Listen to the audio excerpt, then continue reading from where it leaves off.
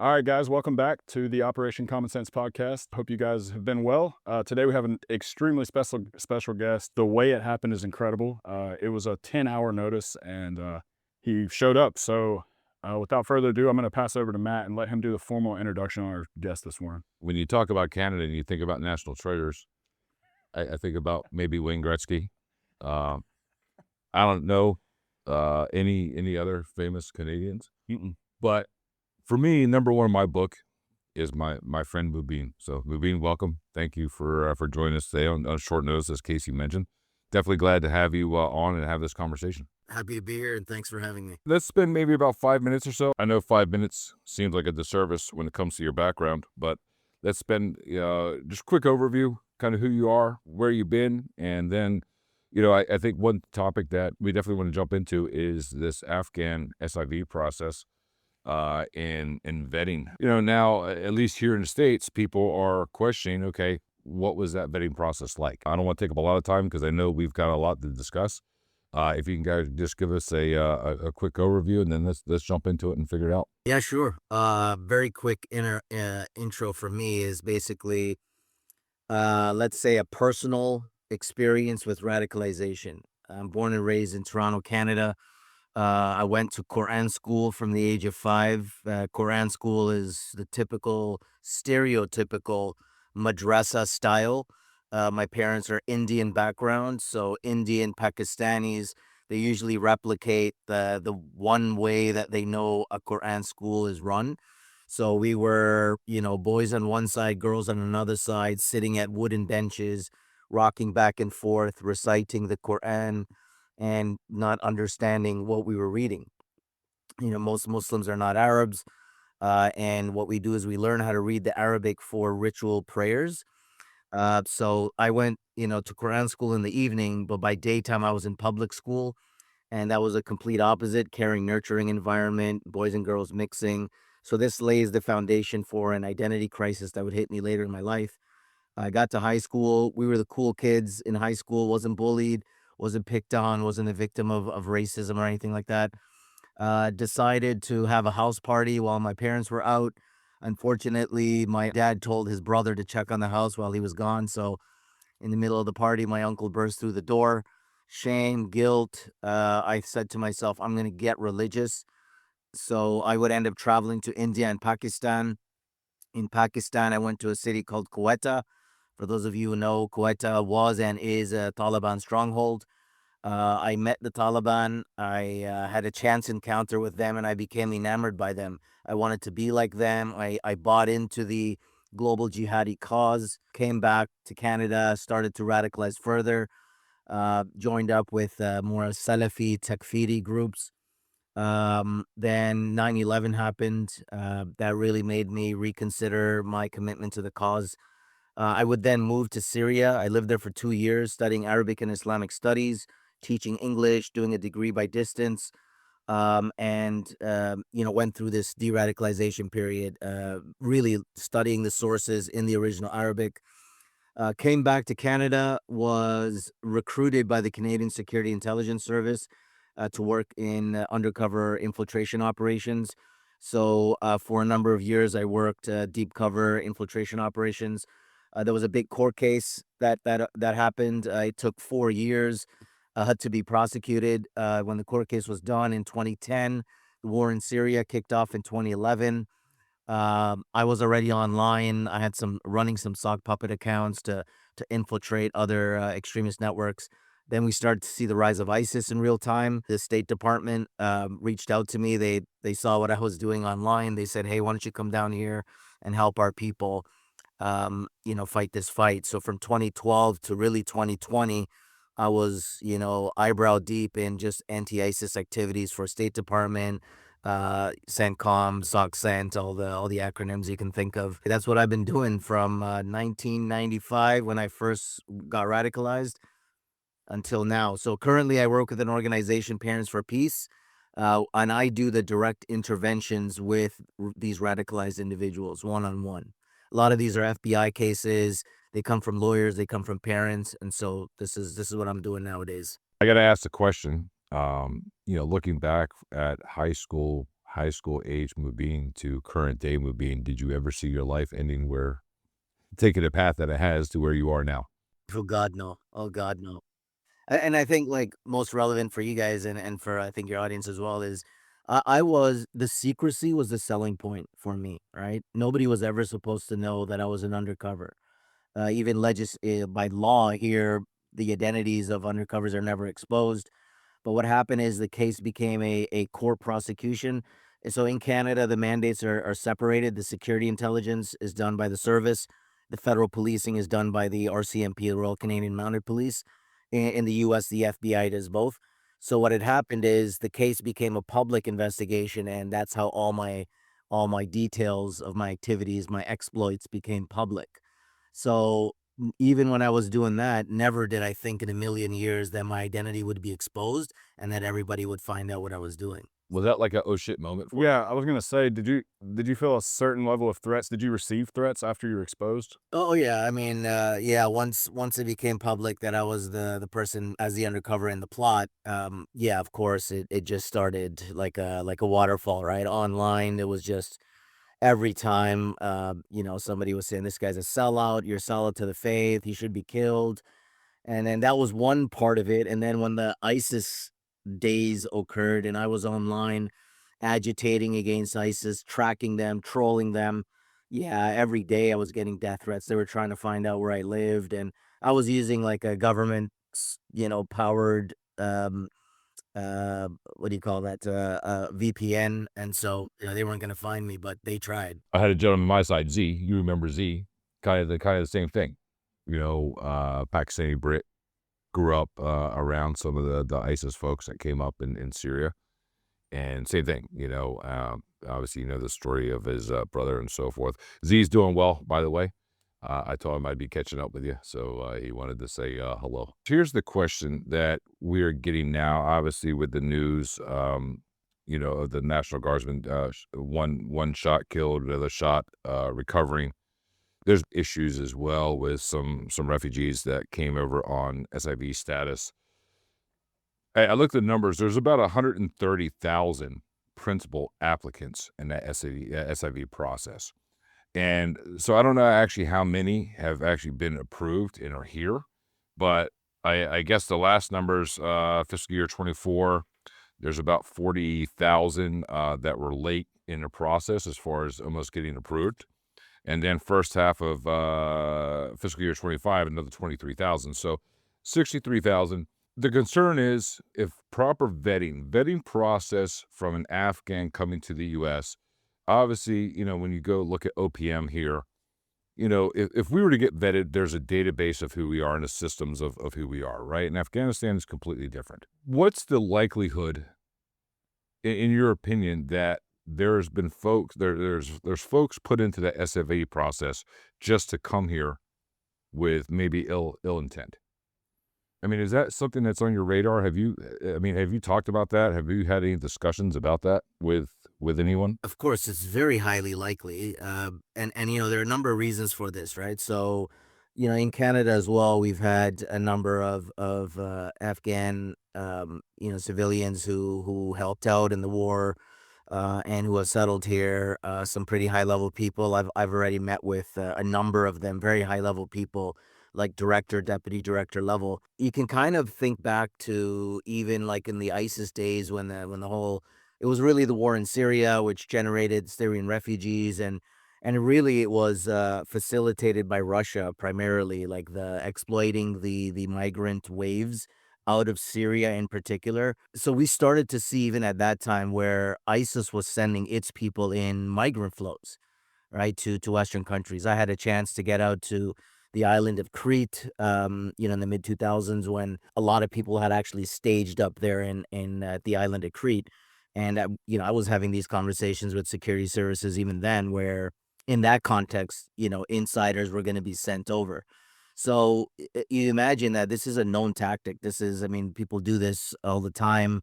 And so in this particular case, with Afghans coming into the US, 100% you're going to get people who have been inserted into that flow to deliberately infiltrate as, a sleeper or an undercover, whatever, however you want to perceive it, but it's very, very highly likely that that's been done deliberately by the adversary. And here's my thing, like, I'm not against uh, Afghan refugees coming to the United States, right? I mean, I think if you want to come to the U.S. and you want to, contribute to our society and to the country, I talk to people all the time that are immigrants and they're like, man, it's the best country in the world. You get here, you work hard, you can do whatever you want, right? And that's great.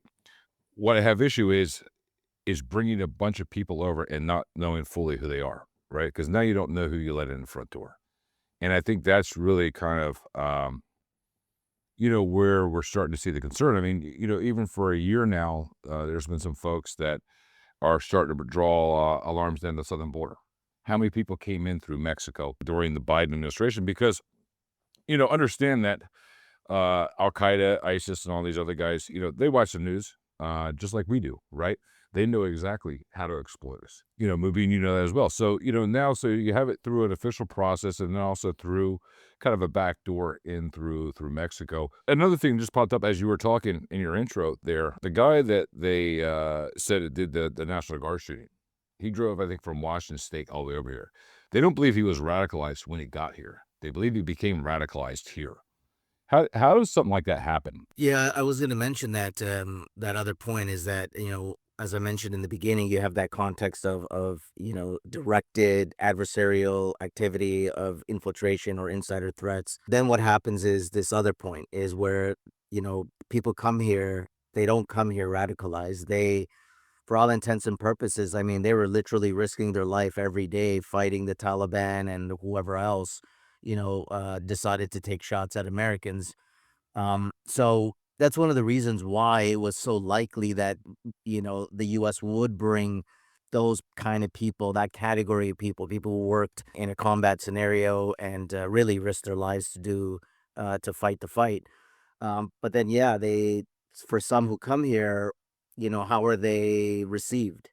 Right. So you do get, in some cases, Afghans come and like there was one incident where, um, I think there was like a road rage incident or a parking dispute, and this older Afghan guy got shot by some dude who was just trigger happy, right? So there things will happen when they're in the States, right? Little things like, maybe I don't know if it was not knowing, parking etiquette or whatever, right? But they get caught up in this stuff. And so really you got to look at what kind of environment they've been brought into, right? What are they experiencing now that they're here?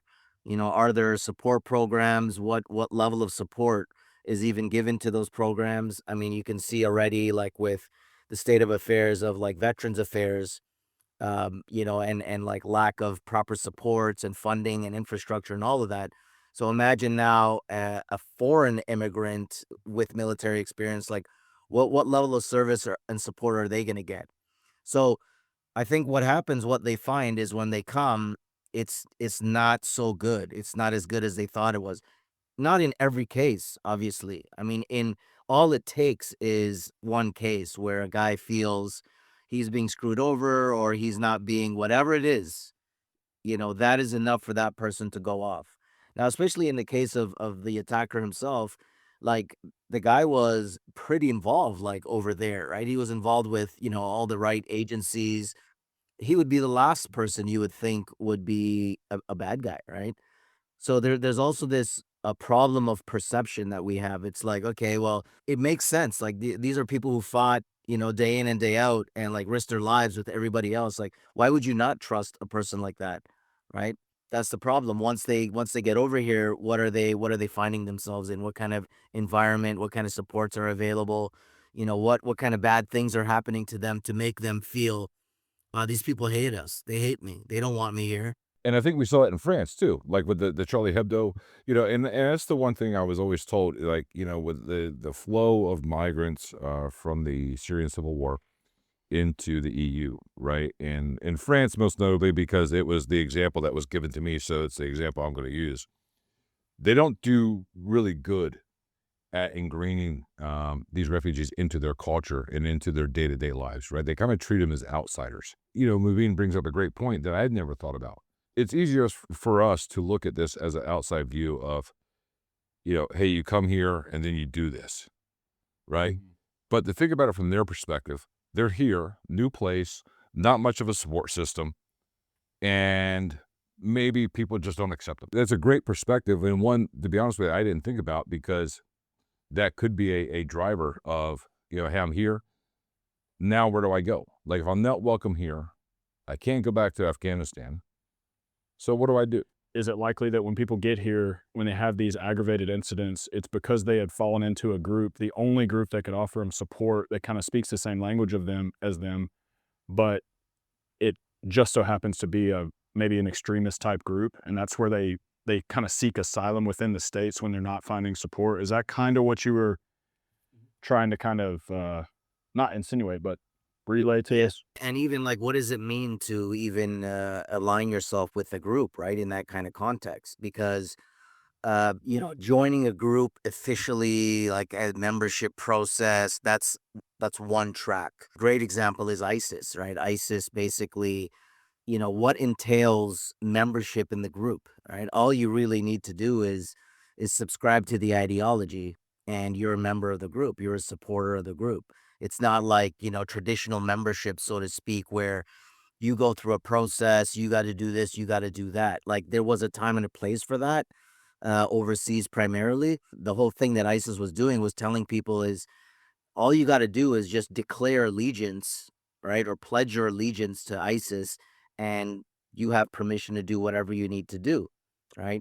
And if there is a connection made, they'll ask for further things like, maybe videos of the attack, or even a recording of you giving a pledge of allegiance, so that ISIS can then take credit and say, here's a video of him pledging allegiance. He was one of ours. The attack is ours, right? And this follows their playbook. This is what they did for a decade now, using that same tactic. So for these individuals that come, to the US and become frustrated or whatever it is, they don't necessarily need to join formally. All they need to do is just default to the narrative of ISIS, which is don't ask anyone permission, just commit the attack, and if it's good, we'll take credit for it. Maybe a lot of people have lost sight of what, ISIS is, what their capacity is now, right? I mean, 5, 10 years ago, it was all the rage. Like, that's all you heard, right? It hasn't been in the media as much. I mean, more recently than it has been. What's your assumption on their status right now? Yeah, when people say, is ISIS making a comeback, or, or whatever, like, they were never gone. A great analogy that I heard was like, imagine a ball of like clay, or plasticine. You remember that stuff? And if you have a ball of clay or plasticine, and you hammer it with a sledgehammer, what happens? It pancakes and it spreads out. That's exactly what happened with ISIS after the coalition, spun up and started to fight back, and then it really, take the fight to them. So they flattened out and they spread out. A lot of them, when the war was happening in Syria and Iraq, a lot of them traveled to Libya, to North Africa, other places in North Africa. Some of them fled to Southeast Asia. And a lot of these places, remember, they've been hotspots for decades and decades. Even most recently, talking about the Bondi attack in Australia, and the father and son duo, they went to the Philippines, right? Because it's very close to Australia. And they spent a month there. And, everyone is thinking, oh, is it Abu Sayyaf group? Abu Sayyaf group that we talk about today, this was formed after the Afghan jihad at the end of '89, right? So the environment has been there for decades.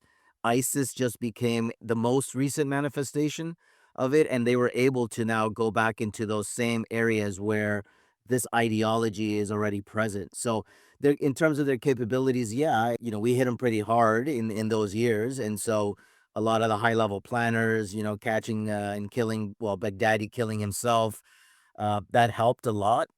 But all it meant also was that these planners and these operatives, they just moved into different places. And so they will continually be trying to get their shit together, and try to do more attacks, right? And so it's not over. I mean, ISIS is not gone. They might be out of sight, but certainly not out of mind, at least not for me. Yeah. And I guess for us here in the States and probably, same with you in Canada, those lone wolf or, unaffiliated, sympathizer type of attacks are the ones that are the hardest to track, right? Yeah, these are the inspired attacks, right? Versus the directed attacks, which is like an actual ISIS guy with a connection. Now you get these, entrepreneurs basically like opportunists. They can just go and do the attack. Like I said, have an ISIS flag in your car because you're probably going to get shot dead when you're wherever you are. So, they get the credit. Year ago, your Orleans story, Yeah, I was gonna say, so the football this game. is start and just so you know, I'm really grateful that you're kinda opening this box of worms. It's adding a lot of insight. The only thing that's missing from this is from your experience and the things that you've seen, heard, listened to, been a part of, what is the end motive? Because Christians have Judeo-Christians in the States massively, especially in the southeastern corner, they have a really hard time wrapping our brain around full circle. I think we understand anger. I think we understand revenge. I think we understand religion. But where we have a hard time connecting the dots in the middle and understanding truly this thing down to its roots is, what is the reward? Let's just throw ISIS out there because that seems to be, we're on it right now, that, you just made it clear it's super low barriers to entry. So it's like, dude, for nothing, you can become a part of this brotherhood and you can do a small act and really gain a lot of notoriety. But what's in it for them? Let's say is it a religious reward to commit these acts? Or is there, hey, if you make it through, there's a higher place for you within this brotherhood or even financial compensation? What does that reward structure look like? Just for people that have a hard time grasping it, including myself, because I do. I understand almost the full picture, but not that part. Is Yep. that something you can shed light on or Yeah, yeah, that's a very good question. So you can kind of break it down into temporal and divine benefits, right? Worldly and otherworldly. Right? So there are worldly benefits that have been kind of advertised to ISIS fighters, especially at the time when ISIS was setting up shop and they had declared their so-called caliphate and and they were rewarding people. So you had, I mean, you could encourage Westerners with a degree in electronic engineering from a British university to go over and they would get a good position. Or if you had somebody who was into media or tech, you could be in the social media or the recruiting cell, right? We tracked all of these things that were happening at the time. So there were definitely worldly rewards. So you have rewards of position, and then you would get bonuses if you recruited Americans to actually come over to join the fight in Syria or Iraq, right? There was like a tier. It's almost like a sick marketing ploy, right? Like if you got, somebody like an individual with training, or if you had somebody with a family to come over, like so they had this whole thing set up. I remember when I've given talks on the topic, I have a screenshot of a social media platform on which people could ask ISIS fighters that were in theater, "Hey, what kind of clothes should I bring? What kind of phone should I have?" And they would tell you that if you come, like, you get X $100 for every wife and kid, right? So, surprise, now these guys, they want 4 wives because you're gonna get paid for every extra wife. And if you got 4 wives, the likelihood of you producing more cubs for the caliphate is going to be higher, so your money's going to be higher. So that's the worldly side of it. The other worldly side of it is the lies that they've been telling people about. If you commit these attacks, you will be a martyr. You will enjoy the highest status of honor in front of God, right?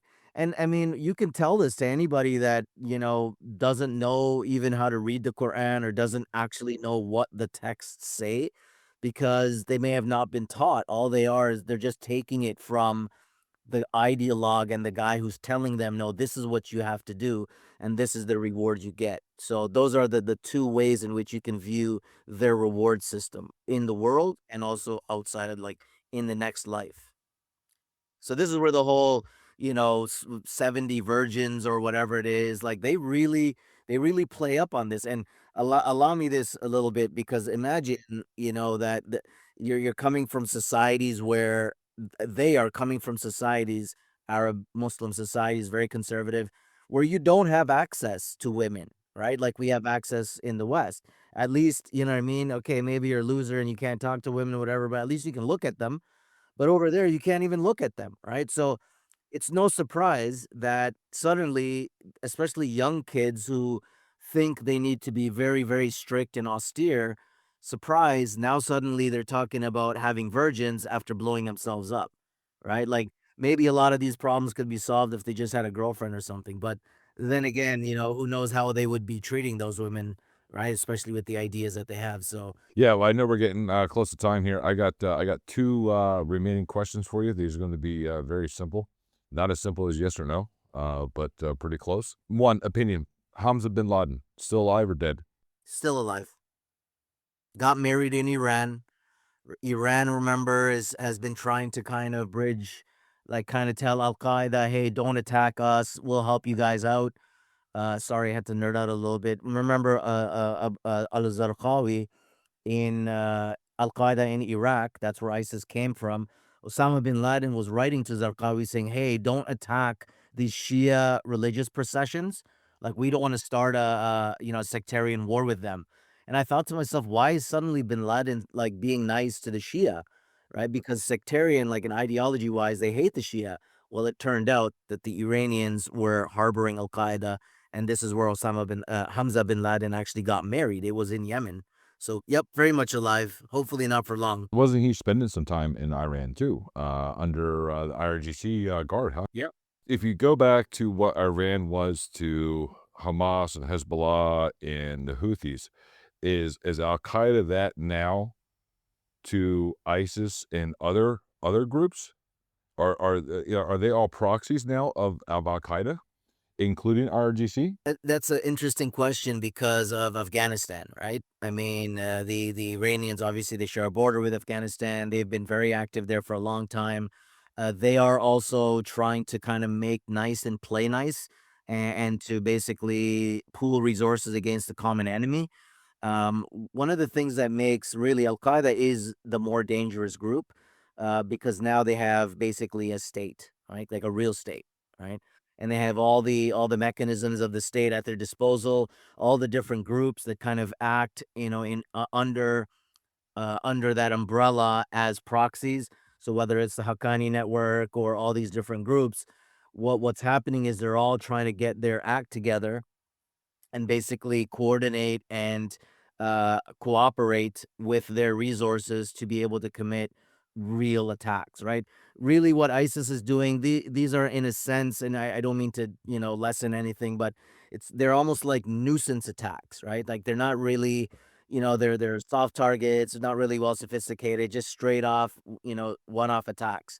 But Al Qaeda, like, think about what they did on 9/11. Like, these are very sophisticated, thinking long term for maximum damage, right? And so it's possible, and I've been seeing, in some cases where Al Qaeda and them are just like they kind of view these attacks as like they're nuisance. They're not good enough. What Al Qaeda is moving towards now is securing land and getting states. So you see what's happening in Mali, right? They're using a siege approach, blocking off supplies to the main roads going into the capital cities of these countries, and this is their plan to take over a lot of these countries. So they're less interested in doing one-off attacks in the West that's just gonna, kill a few people. They're interested in the grand project, the larger picture, and that is to have a coalition of countries that they command with militaries and everything. So they're really playing a long game here, and they're setting up infrastructure to do so. Absolutely. Yeah, yeah. Well, and now with Afghanistan being the way it is, what's your sense in until we're back in Afghanistan? I mean, because we're going to be back in Afghanistan here at some point. Yeah, it remains to be seen. I don't know if people don't after, decades and decades of war, right? Like there's a fatigue that sets in, and you can see the even like current administration, like their part of their policy was basically we don't want to be doing these forever wars. So whether that's going to be, so-called over the horizon strikes or however they figure out how they're going to do it, you will not see the kind of full scale mobilization that you've seen in the past. All right. Second question is, how excited were you when the talks about Canada joining the United States? Yeah. we heard, California reached out to us, and then they were like, "Hey, can we like?" So watch out, America. I know a lot of Americans are like, "Yeah, yeah, take California," but it's a big economy. It's a big economy, so yeah, we'll take it. And Canada doesn't want California. So I think California should just break off and float away. But I was excited. I was like, cool, Mubin's going to be a U.S. citizen. This is going to be awesome. You know what? Like, it's obviously everybody knows, it's the politics, and it's I find it very amusing. Like, I always had a good laugh, and every time I come down to the US, our American friends are like, "Hey, are you moving over here permanently?" But you know what? Like, at the end of the day, Canada and the US, we've been joined at the hip, since World War I, really, and that will remain so, right? And it's important for those of us that are in the arena fighting the fight. Obviously, we don't, we understand what all that stuff is, but we're joined at the hip, rightfully so, and we will need to continue to be like that because the threats are going to keep coming, and we can't back down, and we'll never give up. So Sure, sure. Brother, listen, I know you got to go. I appreciate it. It's great to see you. Thank you for blessing us with your presence here. You are my favorite Canadian. I only know two Canadian people. Um, and but you're definitely my favorite. So I appreciate. you know the great one, and the Wayne Gretzky, and then the Muslim James Bond. Yeah, yeah. Well, and I like James Bond better, right? Hey, one more time, can you repeat the organization that you're working with? Oh yeah, it's parents, like Parents, the number 4 peace.org. It's an NGO doing these interventions, but I'm also doing stuff on the side, right? So Are you doing any books or podcasts or videos or anything? no, no, I kind of stay away from that stuff a little bit. I had done a book, but it was just to close a chapter in my life. But I'm less about that public stuff. I obsess over my work and the adversary, and that's where I want to focus on. So happy to be with you guys, and thank you guys for what you do. Merry Christmas, happy holidays, God bless, all that good stuff. Thanks for your work. I pretty much have a good idea of what you're doing with your NGO there. I know we've discussed this before. So good on that. Keep that going. That's going to be important work. So you and your family, be safe, and you take care of yourself. Roger that. See you, my friend. See you, man. All right, guys. And as always, you can find us on every major podcast platform, YouTube, Spotify. Go ahead and do the like and subscribe, and we'll see you next time. Yep. Thank you.